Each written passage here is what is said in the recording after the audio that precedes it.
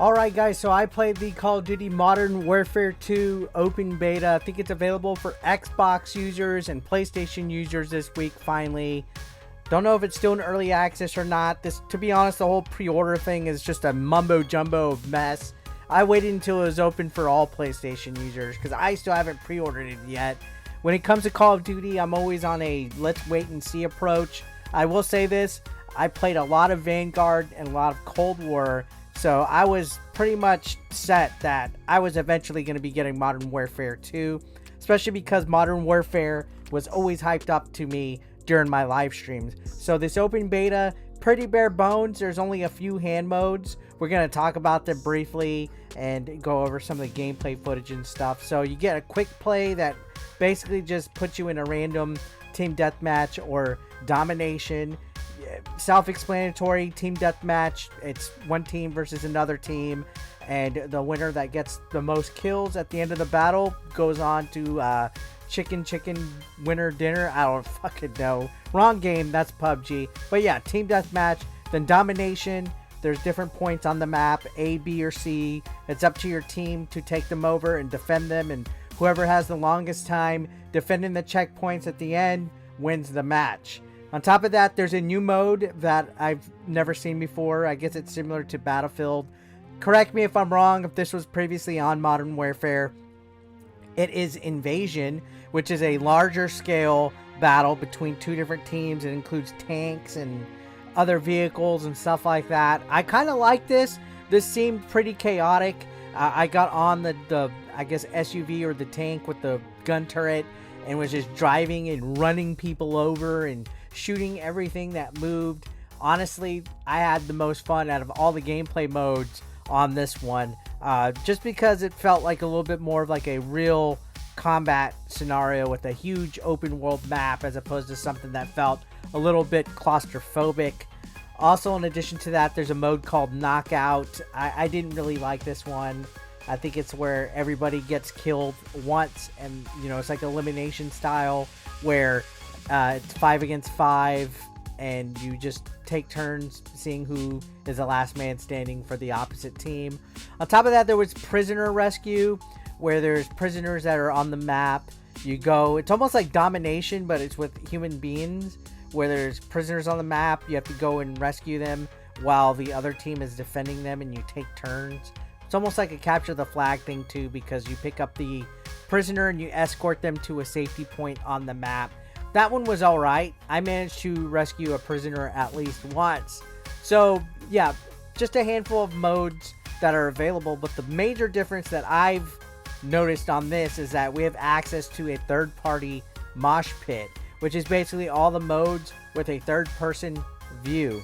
I never seen third person in Call of Duty. I think this is something new that they're trying. I'm gonna be completely honest, I don't like it.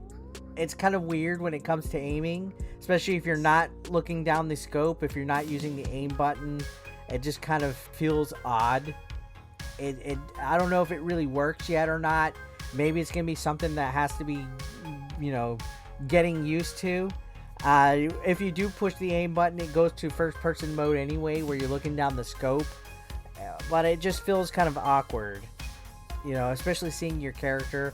But now at least we have a point, for buying skins in this game, because now we can officially see our character. I never understood why Call of Duty had skins like Rambo and the Terminator in their games, because you don't see them unless your character dies. But maybe they're trying something new. People always say Call of Duty's always the same bull crap. We're getting something different. I don't know if it works out yet.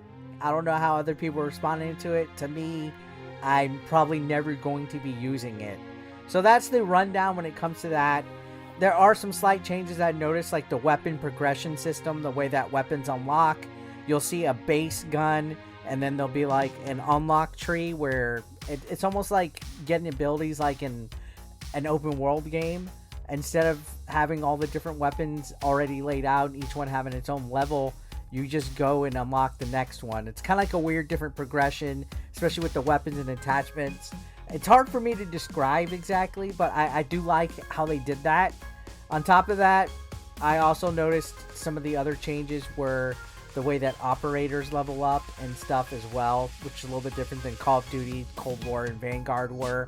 So yeah, there's some slight changes, not half bad. Now, I have been seeing other people's complaints with the games. You know, we gotta remember, this is still early access, this is still an open beta, so there's going to be problems like glitches, server problems, cheats. Cheats are a big issue in these Call of Duty games.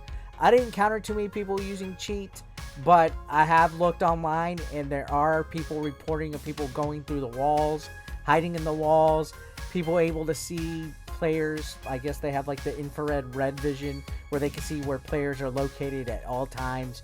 So there is an abundance of cheating already in the open beta, but that's what it's here for. Let's do our best to, I guess, be snitches and report these people that are abusing cheats. Hopefully, you know, Activision's Ricochet anti-cheat system will work extra hard on this game. I guess, yeah, the user interface when it comes to the game does seem like it needs a little bit of work, but I like what we're seeing here in regards to the beta. Again, I haven't played too many Call of Duty games. I played Cold War, Vanguard, and a little bit of Black Ops 2. I'm addicted to it. I like it. I have fun sitting here and playing kind of, I guess, blind, like not thinking about anything, just going into that tunnel vision after a long, hard work day, sitting down and playing team deathmatch. Calms my nerves. It relaxes me. It helps me decompress. And I had fun for what it is here. The graphics do seem smooth. The frame rate seems smooth. Everything I'm seeing here seems like once it is fully polished out and fully released, I think we're going to see a pretty solid Call of Duty game. Again, I know Call of Duty is not everybody's cup of tea, but when this open beta came out, I felt like, hey, I wanted to check it out. I do like the modes. You know, there's only so many different types of modes that you can create for these first-person shooter games between Call of Duty and Battlefield. But the offering that they have right now seems pretty good. It's in a modern setting. You know, we had an 80s setting recently. We had the World War II setting recently. It's nice to go and have an option to where it's now modern day. The maps are modern maps. We're in, you know, local popularized settings like museums and schools and hospitals and buildings like that. I like what we're seeing here. I had fun with the open beta. I don't know if I'm going to get this on Xbox or PlayStation yet. I'm probably going to be leaning to Xbox since the last two Call of Duties I got on there as well. I did notice playing on the PlayStation, there was a little bit of the trigger resistance, the haptic feedback and stuff like that. So they did take advantage of some of the PlayStation 5 DualSense controller. So yeah, I'm looking forward to seeing what the final product is. I like what I'm seeing here. Maybe I'm a little too lenient or easy on this because I've seen other people just have a field day complaining on Call of Duty Modern Warfare 2. Maybe I'm easy to please. I'm looking forward to it. So let me know your thoughts down below. Thank you for watching.